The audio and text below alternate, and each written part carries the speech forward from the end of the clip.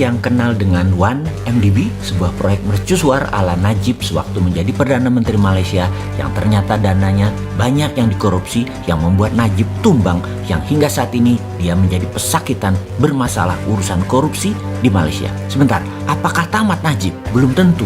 Pejuang seperti Najib tidak akan selesai di sini. Perdana Menteri Malaysia saat ini, Muhyiddin Yassin, menurut banyak pengamat internasional akan menemukan tantangan karena UMNO, partai terbesar di Malaysia, menggeliat bangun. Saat ini dengan dana sisa $1 bilion recehan rempahan korupsi 1MDB, Najib bisa bangkit lagi. Mahathir sudah mulai lemas tak berdaya membangun partai namun tak akan berhasil melawan Najib ke depannya. Lalu musuh abadi Mahathir, Anwar Ibrahim, juga tidak dapat tempat di kabinet serta tidak berpeluang memimpin pemerintahan, mulai kekurangan tenaga saat ini. Tenaga atau daya dalam politik di Malaysia adalah uang. Najib Razak, UMNO masih terlalu sakti untuk jangka panjang permainan politiknya. Maka Bosman sejak beberapa saat yang lalu selalu mengingatkan bagaimana cara berpolitik negara Tiongkok, negara Amerika yang berbeda-beda, juga beda dengan di Asia Tenggara. Harus dipahami bagaimana cara bernegaranya Tiongkok, bernegaranya Amerika itu. Dan sekarang kita belajar Asia Tenggara bagaimana bernegaranya. Ada Myanmar yang kuat militernya, juga Vietnam dan Thailand yang juga punya gaya sendiri bernegaranya, juga kuat di militernya. Malaysia mirip Indonesia, dunia politiknya kuat di duit dan kuat oligarkinya bermain. Militernya di Indonesia dan Malaysia sudah kempes, tidak sekuat Thailand, tidak sekuat Myanmar, dan tidak sekuat Vietnam berpolitiknya. Menjadi penguasa di Indonesia dan Malaysia ada kemiripan dari cara mencapainya. Kekuatannya di uang. Kalau di Filipina kekuatannya di nama besar dan populerisme. Model Amerika, Malaysia dan Indonesia sekali lagi kekuatannya di modal uang. Kembali ke Malaysia, UMNO, partai terkuat ini akan bangkit lagi dengan geng Najib yang akan memimpin. Rasanya di tahun 2023 Najib bisa berkuasa lagi atau proksinya Najib yang jadi. UMNO sekali lagi akan berkuasa lagi. Najib akan lepas dari berbagai jeratan yang dituduhkannya nanti. Dari mana dana Najib bergerak? Dari rempahan receh dari sisa-sisa 1MDB. Masih ada sekitar 1-2 bilion dolar yang akan dimainkan oleh Najib. Bahaya ini orang, tetapi begitulah bernegara di Malaysia. Karena itu Malaysia itu negara yang sangat proteksionis dalam hal kekuasaan.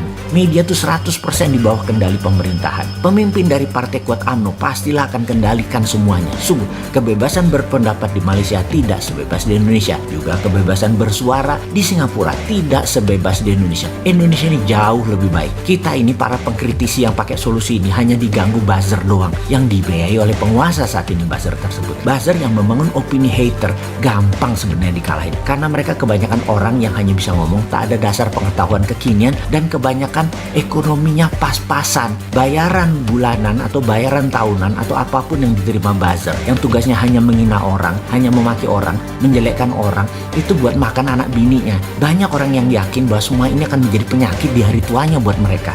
Gak berkah. Karena itu buzzer jangan dilawan, malah minta diserang. Konsep-konsep solusi kita tuh minta diserang biar mereka ada kerjaan. Dan ketika mereka mulai menjelek-jelekan kita, itulah masa kita dapat berkah dan mereka dapat tulah.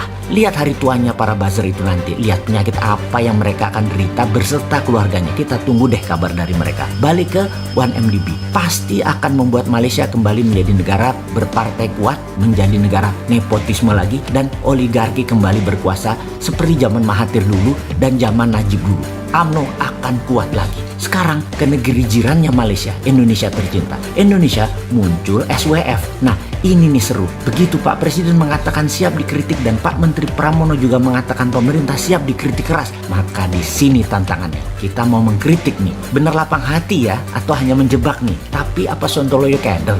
Nggak bakal. Kecintaan terhadap NKRI tak akan keder terhadap jebakan menantang kritik keras. Bedanya sudah 4 tahun kita mengkritik dengan keras Bosman ini dan selalu memberikan solusi, bukan asal kritik. SWF muncul dan pejabatnya sudah ditunjuk. SWF berbentuk lembaga. Maka karena SWF adalah ilmu MMT bagian dari Hudsonian, maka wajar sebagai penggagas kita akan menantang kerjanya SWF ala hutang ini.